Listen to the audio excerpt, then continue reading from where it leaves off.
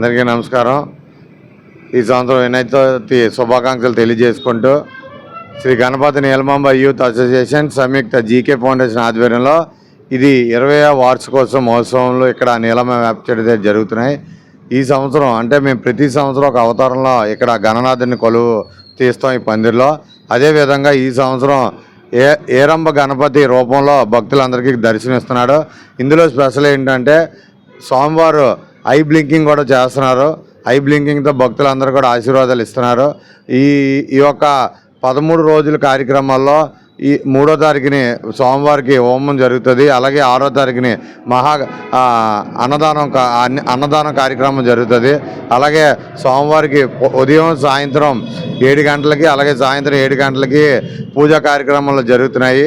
భక్తులు ఎవరైనా వచ్చి ఈ యొక్క అవకాశం వినియోగించుకొని స్వామివారి తీర్థప్రసాదాలు తీసుకొని అతను ఆశీర్వాదాలు పొందవలసిన కోరుతున్నాం.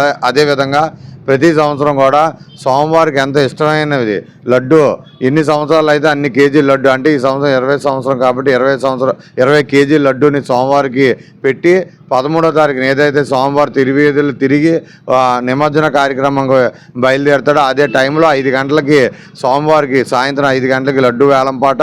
అలాగే ఇక్కడ ఈ పందిరికి విశిష్ట ఏంటంటే లక్కీ డ్రా పెడుతుంటాం ప్రతి సంవత్సరం. లక్కీ డ్రా కార్యక్రమం కూడా 5 గంటలకి.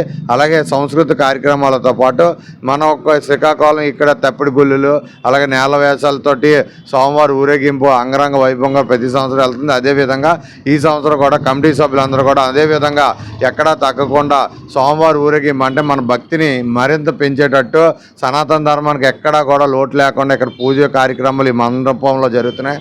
అదేవిధంగా మొదటిసారి 20వ సంవత్సరం సందర్భంగా విశాఖపట్నంలో ఆగమనం కార్యక్రమం కూడా ఈ యొక్క అసోసియేషన్ వారు చేయడం జరిగింది. దానికి విశిష్టంగా స్పందన మొత్తం విశాఖపట్నం అంతా రావడం నిజంగా మా కమిటీ తరఫున అందరికీ కూడా ధన్యవాదాలు తెలియజేసుకుంటూ మిగతా ఎవరైనా చూడవలసిన వాళ్ళు ఉంటే ఈ యొక్క ఛానల్ ద్వారా మీకు నేను తెలియజేసుకుంటున్నాను.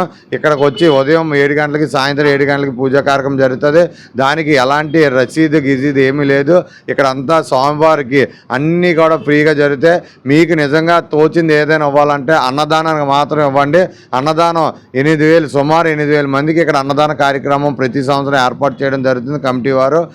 ఈ వచ్చే శనివారం 6వ తారీఖుని జరిగే అన్నదానానికి ఏమైనా వస్తు రూపం కానీ ధన రూపం కానీ ధన సాయం చేయాలనుకున్న భక్తులు ఎవరైనా ఉంటే మండపంలో వచ్చి ధన సాయం చేస్తారని మనస్ఫూర్తిగా కోరుకుంటూ ఈ కమిటీ సభ్యులు అందరూ కూడా వెనక నుండి మంచి కార్యక్రమం చేస్తున్నందుకు నా వెనకాతల నుండి కూడా నడిపిస్తున్నందుకు వాళ్ళందరికీ కూడా ఈ మీడియా తరఫున ధన్యవాదాలు తెలియజేసుకుంటూ జై గణేష.